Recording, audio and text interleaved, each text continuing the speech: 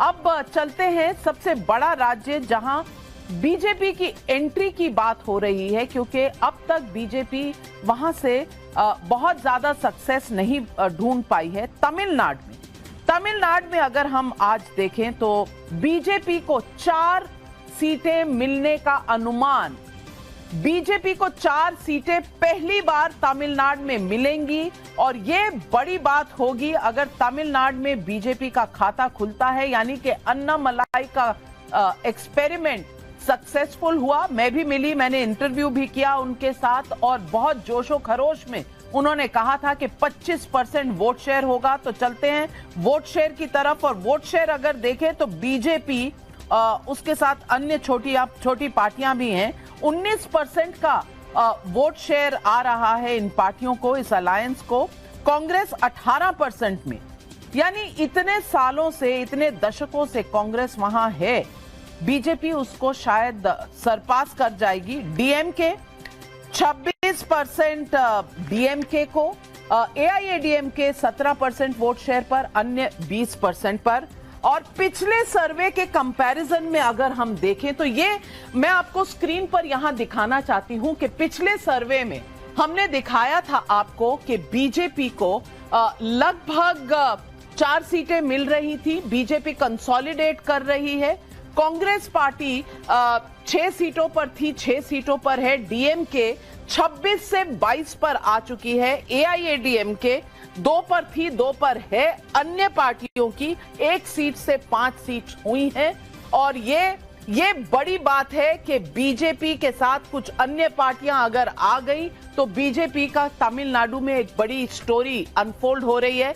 Vote share भी अगर देखें तो 19% वोट शेयर बीजेपी का, कांग्रेस का घटता हुआ वोट शेयर 20 से 18%, डीएमके भी घट रहा है वोट शेयर में और एआईएडीएमके स्टेडी है, अन्य का वोट शेयर बढ़ता हुआ।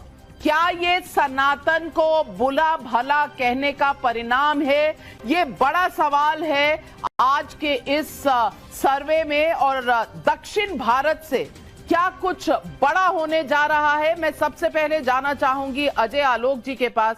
अजय आलोक जी, ये दक्षिण भारत में क्या बीजेपी की नई कहानी लिखी जा रही है?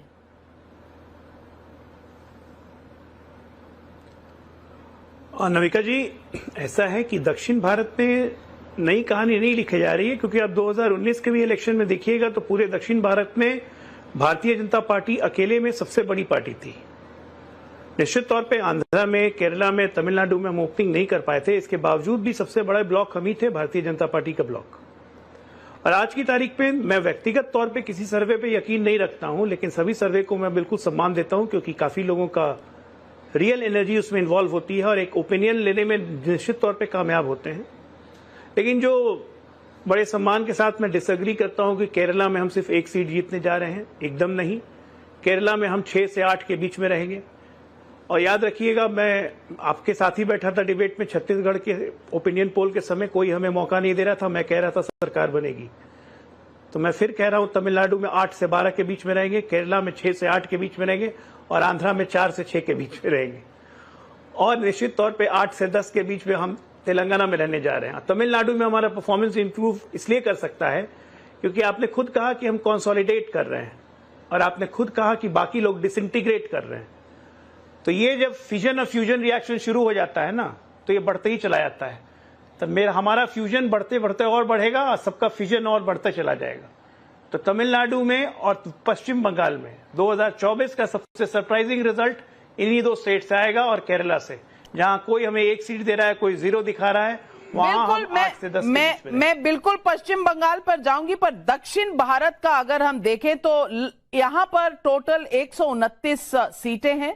एनडीए 37 पर, इंडिया गठबंधन 65 पर, अदर्स 27 पर, 27 पर।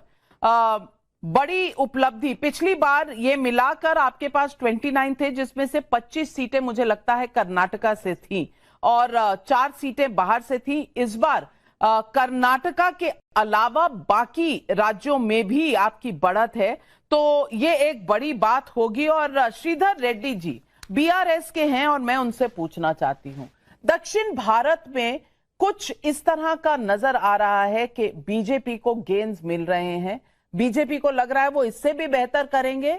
आपकी क्या विचार है?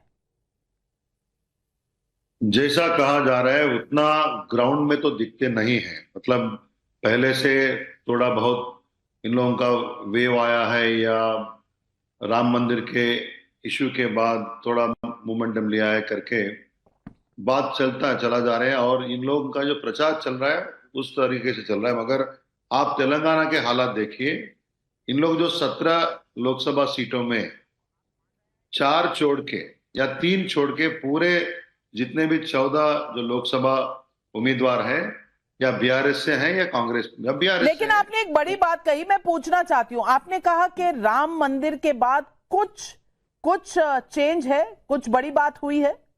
मैं वही बताना चाह रहा हूं आपको, इन लोगों का प्रचार वैसा है, मगर ग्राउंड में देखे तो तेलंगाना जैसा राज्य में या पूरे साउथ इंडिया में ये टेम्पल या रिलीजियन, ये इश्यूज को अलग देखते हैं और विकास और कल्याण के मुद्दों को अलग देखते हैं।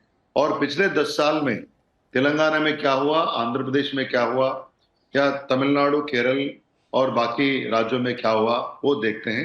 यहाँ के हालात ऐसा रहते हैं। पहले से उन लोगों का वोट शेयर थोड़ा बहुत बढ़ता होगा, उसमें मुझे कोई शक नहीं है, मगर सीट मिलने में जितना सीट अभी इन लोग प्रोजेक्ट कर रहे हैं, या तेलंगाना या तमिलनाडु, मुझे अपना ओन डाउट है। क्यों बोले तो हमारे यहाँ पर मैं हर सीट का अगर हम देखें, वैसा तो चर्चा होते रहते हैं, हम लोग भी सर्विस के अलग अलग सर्विस के रिपोर्ट देखते हैं, और उन लोगों का उम्मीदवार, हमारे कैंडिडेट्स और कांग्रेस के कैंडिडेट्स सभी चीज देखते हैं। और कांग्रेस सरकार नया बनाया हमारे पास 3 महीने से पहले, और जो वायदा उन लोग दिए थे वो पूरे नहीं किए थे। तो ये सब देखते हुए जैसा वोट शेयर बढ़ने की चीज में मुझे ज्यादा डाउट नहीं है, मगर उसको पूरे तरह से सीट्स कन्वर्ट करने में on ground the force what BJP has, वो इट इज नॉट इनफ। मतलब इन लोगों को पूरा जीतने तो आप के लिए कह रहे हैं वोट शेयर बढ़ेगा, सीट कन्वर्जन में दिक्कत आएगी। सुभ्रांश राय जी, मैं आपसे पूछना चाहूंगी, अब कांग्रेस पार्टी का मैं क्या कहूं, रोज कोई ना कोई निकल जाता है। बीजेपी को नया भवन बनाना पड़ेगा, आपको शायद दे देना चाहिए बीजेपी को। बीजेपी के पास अब बिठाने के लिए जगह नहीं है, सब पार्टियों से लोग आ रहे हैं उनकी तरफ।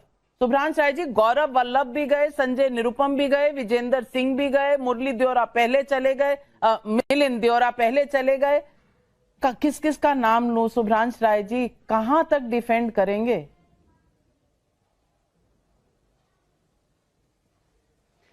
नविका जी, आप शायद कुछ नाम बताना भूल जाती हैं कि भारतीय जनता पार्टी के सिटिंग सांसद नरेंद्र मोदी की ये अंसारी टेंट हाउस से जो 500 सीट लाने का हुआ प्रचार कर रहे हैं, इसके बावजूद भी लोग सिटिंग सांसद भारतीय जनता पार्टी छोड़ रहे हैं। चाहे वो बिहार है, चाहे वो उत्तर प्रदेश है, चाहे वो हरियाणा है।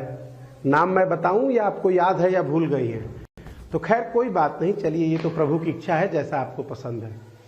आपके सर्वे पे ही आते हैं। 2-3 बातों को लेकर मुझे थोड़ा कंफ्यूजन है, आप करेक्ट करिएगा। वैसे तो ये सारे सर्वे हम लोग भी ऑनलाइन देखते हैं, अलग अलग प्लेटफॉर्म्स पे होता है, और मैं देखता हूं कि अक्सर सारे प्लेटफॉर्म पे जहां सर्वे, वो चाहे आपका चैनल कराता हो या बाकी फिल्म सिटी कराता हो, हर चैनल में भारतीय जनता पार्टी और नरेंद्र मोदी जी का झारखंड हो जाता है। बट खैर एनीवे, सवाल ये पैदा होता है कि जिस देश में 10 करोड़ से ज्यादा युवा बेरोजगार है, क्या उस देश का बेरोजगार युवा नरेंद्र मोदी जी को 500 सीटें दिला रहा है? जिस देश के किसान सड़कों पे बैठे हैं, 700 से ज्यादा किसान शहीद हो गए, आज तक उनके अनाज की कीमत उनको नहीं मिल रही है। मुख्यमंत्री हुए नरेंद्र मोदी जी, उनको कहा करते थे कि हम आपको एमएसपी दिलाएंगे, प्रधानमंत्री होने के बाद वो सुनते भी नहीं। क्या वो लोग इनको सीटें, 500 सीटें अंसारी टेंट हाउस से दिला रहे हैं? जिस देश में बेटियों को नंगा करके जला दिया जाता है, मणिपुर में दिख रहा है, जहां बेटियों को हाथरस में जिंदा जला दिया जाता है, उनके मां बाप को अंतिम क्रिया करने का अधिकार नहीं मिलता है, जहां इस देश का गौरव और सम्मान, जाटों की बेटियों को आपने दिल्ली में मरवाया बूट से, तो वो महिलाओं को आपने उनके किचन का बजट महंगा कर दिया, 400 का गैस सिलेंडर आप 1400 रुपए पे ले गए। तो आखिर इनको वोट दे कौन रहा है जिसके बिहाफ पे 500 सीट लाने की बात कर रहे हैं? मुझे मतलब समझ में नहीं आ रहा है। तो या फिर बिजनेसमैन ये आपको अगर समझ आ जाता, अगर आपको शुभ्रांश राय जी समझ आ जाता तो आप मध्य प्रदेश ना हारते, आप छत्तीसगढ़ ना हारते, आप राजस्थान ना हारते। मैं तो कह रही हूं, और आज डिबेट नहीं, आज सर्वे पे बात हो रही है, लेकिन आपका एक स्टैंडर्ड रिप्लाई है। आप गौरव वल्लभ क्यों छोड़ के गए? उन्हें कोई सीट नहीं मिलनी थी, लेकिन वो छोड़कर चले गए। इस पर जवाब नहीं देंगे। आप जवाब देंगे तो कौन वोट कर रहा? अरे भैया, इतने लोग नाखुश थे तो राहुल गांधी प्राइम मिनिस्टर क्यों नहीं बन गए? सुनिए ना, अरे सुन तो लीजिए। अरे आप लग रहा है नरेंद्र मोदी से ज्यादा इंस्पायर हो गए। जब वो भी भाषण शुरू करते हैं तो 1 घंटे तक फिक्स रहते हैं, पूरा न्यूज रूम एकदम सारे अपने काम निपटा लेता है, क्योंकि पता है 1 घंटे से पहले स्क्रीन छोड़ने वाले नहीं है। आपने मुझसे पूछा तो मुझसे सुनिए ना भाई, गौरव वल्लभ क्यों गए? उसका जवाब गौरव वल्लभ देंगे, जिनको अभी आपने भाजपा ज्वाइन कराया। चलिए